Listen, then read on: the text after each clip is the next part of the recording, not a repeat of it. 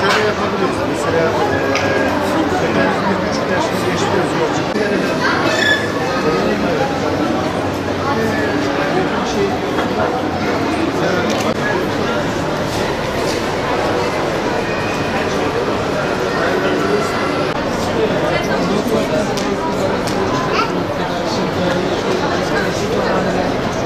Uyuşturucu ile mücadelede temel amacımız bu maddenin hiç kullanılmaması, kullanmış olanları da tedavi ettirmektir. Temel amacımız bu noktada başlamaktadır. Uyuşturucu kullanımı ve bağımlılığı ortaya çıkardığı sonuçlar nedeniyle sadece kullanan kişiyi etkilemekte kalmayıp ailesini, çevresini, bütün yakınlarını da olumsuz şekilde etkilemektedir. Gerekli önlemler alınmadığı takdirde dünya genelinde olduğu gibi ülkemizde de sosyal problemleri en üst sırasında yer almaya adaydır.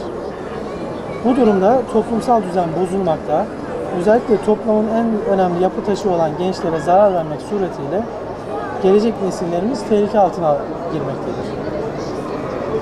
Dünya Sağlık Örgütü, uyuşturucu kullanım ve bağımlılığının dünya çapında bir tehlike olduğunu vurgulamak için birçok çalışma yapmaktadır.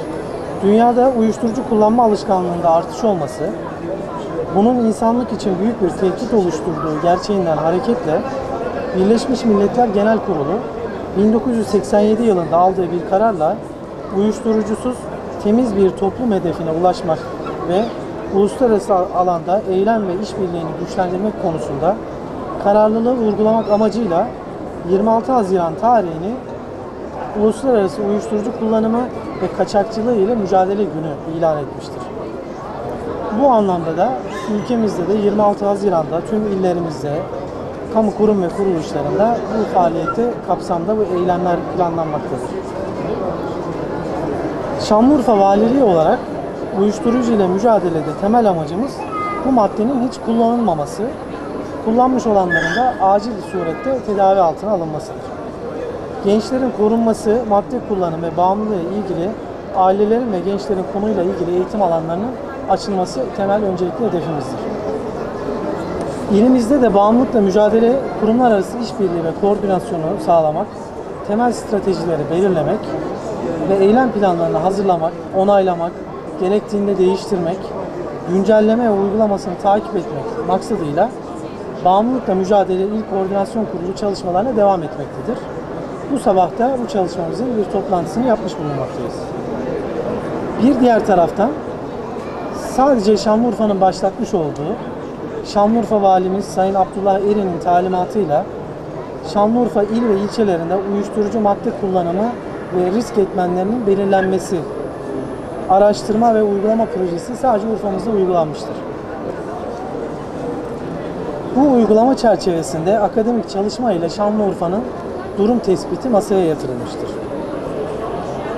Bu ilk tespitin akabinde, bu projemizin başında Gazi Üniversitesi'nde Sağlık Bilimleri Fakültesi dekanı olan, aynı zamanda İçişleri Bakanlığımızda da çeşitli komisyonlarda görev alan Mustafa Necmi İlhan hocamızın önderliğinde Harran Üniversitesi, Şanlıurfa İl Sağlık Müdürlüğü, Şanlıurfa Valiliği koordinasyonunda bu projenin ilk ayağını tamamladık. Şu anda ikinci ayağına geçmiş bulunmaktayız. Bu kapsamda da eğiticilerin eğitimi, madde kullanımı noktasında sürdürülen çalışmalarda ilgili kurum ve kuruluşlara çeşitli desteklerin verilenmesi amaçlanmaktadır. Son olarak da Dünya Uyuşturucu ile Mücadele Günü kapsamında iletişim ve farkındalık çalışmaları açılacak standlarla vatandaşlara Alo 191 uyuşturucu ile mücadele danışma ve destek hattı, uyuşturucu kullanımının zararları konusunda bilgilendirme çalışması yapmaktayız. Bugün bu standların açılımı da onların o kapsamda açılmış bir standtır. Buradan geçecek müşteriler, insanlar, gençler, bir kişiyi bile biz burada etkilemiş olsak, farkındalığını arttırmış olsak bütün yaptığımız bu çalışmalara değer olarak görüyoruz. Bu kapsamda gençlerin katılacağı spor müsabakalarında da uyuşturucuya hayır pankartı kullanılarak farkındalık artırıcı faaliyetler yapılacaktır. Alo 191 uyuşturucu ile mücadele ve destek hattı için de bilinirliğini arttırmak amacıyla bir video hazırlanmıştır. Bu videoda ilimizin çeşitli görsellerinde yer alacaktır. Siz değerli basın mensuplarına da sesimizi duyurduğunuz için teşekkür ediyorum. Hepinize saygılar sunuyorum. Böyle orada otur dedi, babam yüzünden otur dedi. Bir de şimdi kalabalık da onun arkasında. Şov yok.